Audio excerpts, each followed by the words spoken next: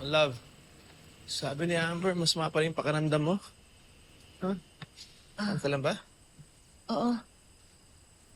Umokay naman ako kaagad. You sure? Hindi ka kasi pumasok eh. I mean, not that you're required to come in every day. Sorry. Wilfred, pwede ba akong magtanong tungkol dun sa kaso ni Joy? Sige. Yung pulis na humahawak ng kaso ni Joy, may kontak ka pa ba sa kanya? It's been years. Tagal ko na siyang di nakausap. Wala na rin akong contact sa kanya. Bakit? Wala naman, may kakilala lang ako na nagpaparefer. Naisip ko baka yung pulis na kakilala nyo, reliable. No. Actually, I don't think so. Wala nga nangyari sa kaso ni Joy, di ba? Talagang pinabayaan. Sabihin mo nga mo sa kaibigan mo, maghanap na siya ng ibang pulis.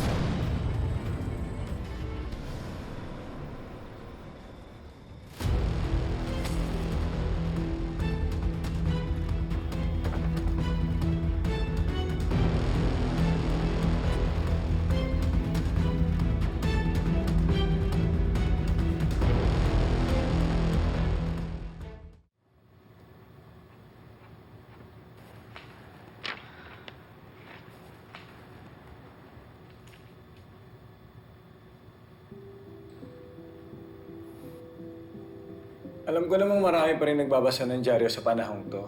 I just can't believe you're one of them. These are just old newspaper clippings. Murder ni Joy to Bakit mo kinukolekta? PO2 Arnold Santiago. Sino? PO2 Arnold Santiago. Yung lead investigator sa murder ni Joy. I have to find him and get in touch with him. Dahil? Duh! Of course, para malaman niya yung tungkol kay Lorena, aka Carol. And maybe he got some info on Lorena too. Ronnie, aren't you getting ahead of yourself? Baka mapahiya ka ulit?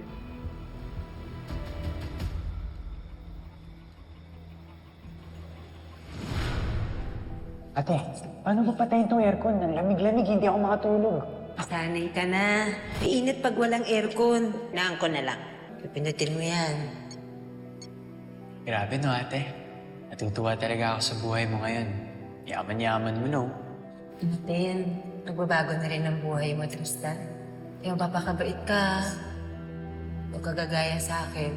Alam mo, ang hirap ng may tinatakasang batas. Wala kang peace of mind. Kaya magpapakatino ka lagi, ha? Tsaka ayoko na pinoproblema pa kita, ha?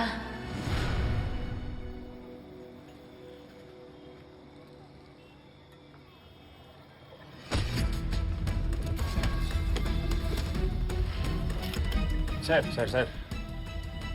Nakita ko lang to. Papaluin ka sana ng tubo. Kilala mo? Tristan Astor. Sir, nakita ko lang. Hindi nga, sir. Parang may masamang balak gustong gawin sa'yo.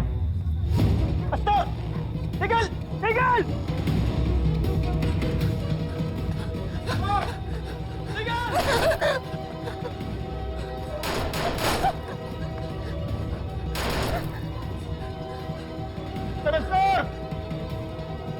Buko ka na!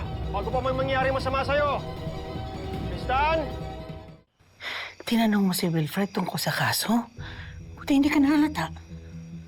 Hindi ho. Pero yun nga po yung naalala ko eh. Kung matagal nang walang kontak sa kanya si Santiago, anong ibig sabihin ako talaga yung sadya niya kanina? Eh baka kinu-corner ka na talaga. Diyos ko, wag naman sana. Eh pero kasi naman, hindi naman talaga ikaw ang pumatay kay Joy.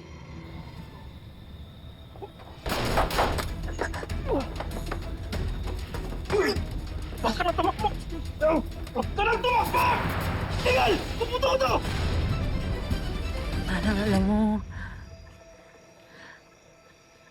Pakiramdam ko, lumiliit na lumiliit yung mundo ko. Sumisikip na sumisikip. Paano ko isang araw, bigla na lang ako damputin ng mga pulis? O di kaya yung kapatid ko? Tama mo ko! Ano? Tama na ang pagtatago niyo magkapatid! Panahon na para managot kayo sa batas! Tama mo ko!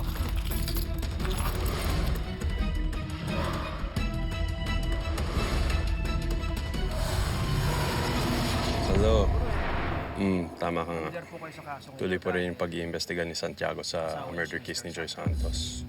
Ito, si Lorena Santos, yung asawa ni Wilfred Santos. Siya yung suspect. Yun yung iimbestigahan niya ngayon. Yung taong pumatay sa dating asawa ni Mr. Santos, kamukha ng asawa niya ngayon. At nakakagulat magkamukha sila ni Carolina Astor. Kaya safe ka. Walang alam tong pulis tungkol sa'yo. Hindi ako titigil sa pagmamanman sa pulis na to. At sisiguraduhin ko na wala siya malalaman tungkol sa'yo. Kung itong si Lorena Santos ang sinususpetsya niya, di mabuti. Hindi ka makukulong. Wala pa makakaalam sa ginawa mo kay Joy. Di ba? Sige.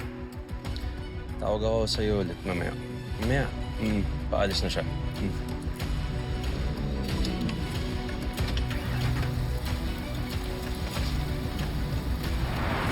We formally announce to you guys na tuloy na ang church wedding namin ni Mrs. Wala talagang kasala magagawa. Dahil napakalaki ng pasabog ko. Kung hindi po kayo kriminal talaga yung magkapatid na yun. I knew it. Kilala ko na talaga kung sino ka. Ang babaeng pumatay kay Joy Santos. Meron na siya mga testigo. Magsusumbo siya kay Wilfred. Sana walang manggulo. Bakit may problema ba sila ni Dad? Pogi? Huwag niyo akong iwasan dahil alam ko na hindi ko pumatay kay Mrs. Joy Santos.